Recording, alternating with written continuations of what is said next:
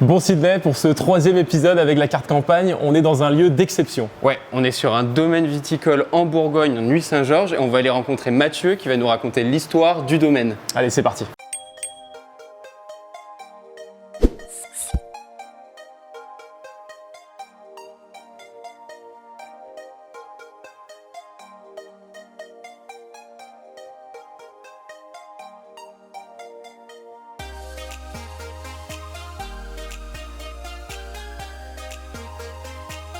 Eh bien, salut Mathieu, Salut. merci de nous recevoir dans ton domaine. Est-ce que tu peux déjà te présenter? Écoute, Mathieu Piécourt, 34 ans, jeune vigneron, originaire du sud-ouest, et voilà, ayant repris un domaine en Bourgogne, Ok, en Côte de Nuit. En quelle année? Alors il y a 5 ans maintenant.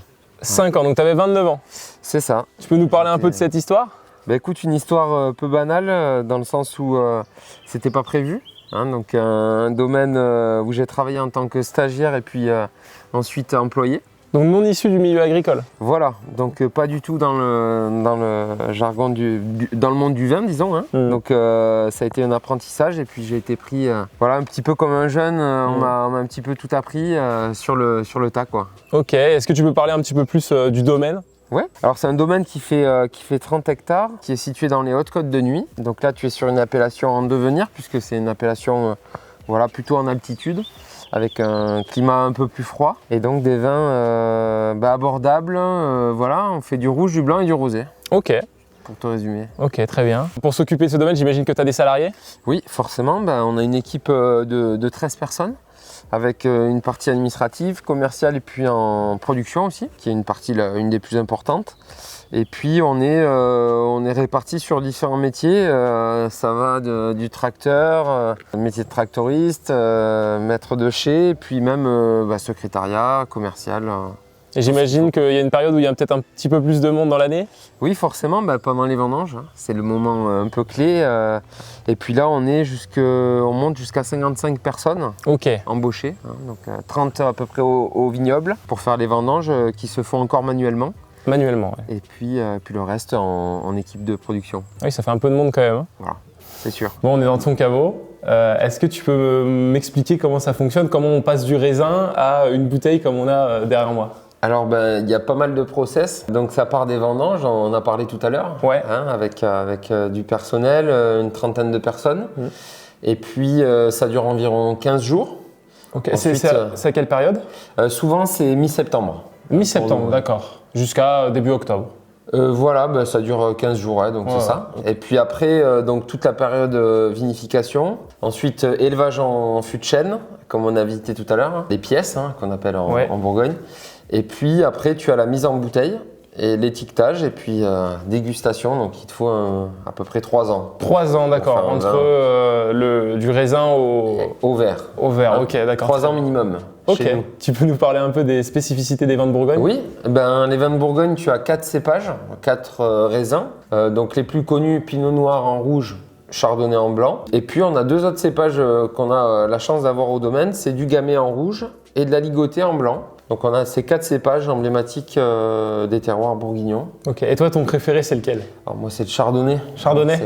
C'est un peu mon dada le Chardonnay. Ok, et toi en particulier c'est quoi la spécificité ici? Alors écoute, on est sur une appellation qui est une dominante de rouge. Donc on est à peu près 80% de rouge dans les Hautes-Côtes de Nuit. Et nous on a la chance d'avoir des parcellaires en blanc. Donc les Hautes-Côtes de Nuit blancs, c'est un peu plus rare. Et on a la chance d'avoir des monopoles, c'est-à-dire qu'il n'y a pas d'autres producteurs qui font ce terroir-là. Ah oui, d'accord. Donc tu vois, il y a la cuvée Le Rouard, les Giromais, sans faire de pub, mais qui sont vraiment uniques, où tu n'as pas de différence et tu n'as pas de concurrent, entre guillemets. D'équivalent, ouais. Voilà, et d'équivalent. Merci beaucoup. Au plaisir. Un grand merci à Mathieu qui nous a fait découvrir les vins de Bourgogne. Maintenant, on retourne sur le tour pour aller voir la caravane et les coureurs.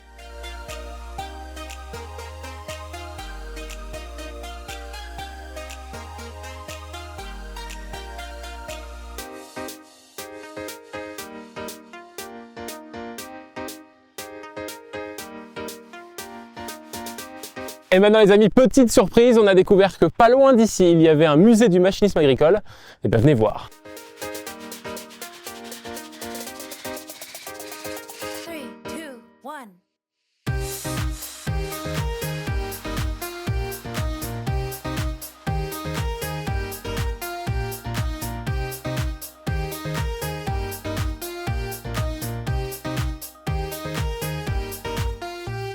Les amis, on vient d'arriver au musée des tracteurs de Michel Bouchaton. Alors, je ne savais pas à quoi m'attendre. Il y a énormément de tracteurs. En fait, c'est une collection de malades. Regardez juste à côté de moi, déjà, on commence très fort avec une marque que vous connaissez forcément parce qu'on en a tellement en mode sur farming. C'est des Farmall, McCormick, IH, vous connaissez. C'est dingue. Mais regardez le nombre de variantes qu'on a de... Alors, ce tracteur, évidemment, il y a des années différentes qui sont notées. Tout est documenté. Il y a combien de tracteurs, Sydney ? Alors je crois qu'il y en a 150 et il y a plus de 80 marques. 150 tracteurs et 80 marques. C'est un truc de malade. Et non mais regardez, et on dit tracteur, mais en fait c'est un motoculteur. Mais alors imaginez juste un peu faire une journée avec un motoculteur comme ça. Je pense que le soir tu dormais bien, tu n'avais pas de mal à t'endormir après avoir essayé un truc comme ça. C'est un truc de malade. On a d'autres marques évidemment qu'on connaît bien. Donc là on est toujours chez Cormick. Je pense que c'est la plus grosse part de la collection qui est basée sur Cormick. En même temps, il y en avait tellement en France et dans le monde d'ailleurs. C'est ça le John Deere ? Ouais, aux couleurs, hein. Ouais, c'est vrai. Non, mais c'est. Aujourd'hui, quand tu imagines un 8R et que tu vois ça, tu te dis il y a eu du chemin de fait. C'est un truc de malade quand même. C'est un truc de malade. Et toujours avec ce truc très américain d'avoir les roues liées devant qui te permettent de tourner littéralement sur place. Donc c'est quand même vachement pratique. C'est dingue. On a plein de marques qui n'existent plus et des marques françaises. Parce qu'aujourd'hui, on n'a plus de marques françaises dans l'agriculture. On en a encore quelques-unes dans les outils. Mais en tracteur, on n'en a plus. Et là, mais il y avait je ne sais pas combien de marques françaises. J'ai l'impression que chaque département, chaque région avait sa marque. Et c'est un truc de malade. Alors là, évidemment, les Fiat, ça me plaît particulièrement. On a un beau rayon Fiat, mine de rien.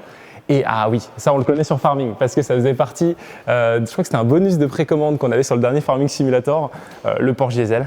C'est exactement celui qu'on avait sur le jeu. Sauf que là, il est vraiment dans l'état d'un Porsche Diesel qui a vécu. Et c'est un truc de fou quand même de voir ça. Les moteurs étaient tellement minuscules, quoi. C'est incroyable. Renault, c'est une marque quand même qui date un peu aussi dans l'agricole. Là, on a un tracteur de 1958. Ça continue ici ensuite 1960, 1952. Bon, évidemment, il n'y a que des sans cabines ici. On est sur des tracteurs, il n'y avait pas le confort, il n'y avait pas la clim. Mais c'est dingue de voir ça. Même ça, c'est un Renault. Mais ça doit être 1945. Non, mais mais est-ce qu'on peut parler du confort de ce Renault ou pas ? Tu penses que la cabine est suspendue ou pas ? Ah là, c'est tape-cul à mon avis. Mais là, tu laboures, tu roules pas, quoi. C'est un enfer. Et bon, est-ce qu'on peut appeler ça un tracteur ? Alors, ça devait être tracté, hein.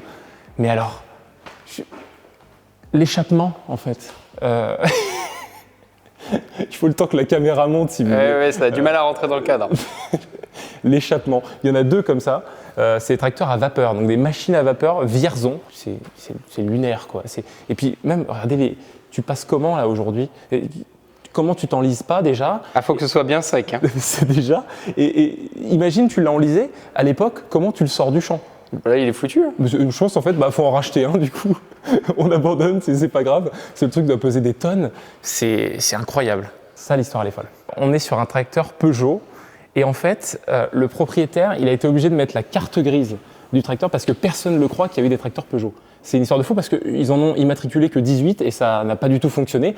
Et là, on a l'un des seuls en France, si ce n'est le seul, qui reste. Et donc, c'est bien un tracteur Peugeot. Donc, Peugeot, oui, a fait des tracteurs. Donc, c'est fou le nombre de marques françaises qui ont disparu quand même, le nombre de tracteurs. Mais c'est pas tout, hein.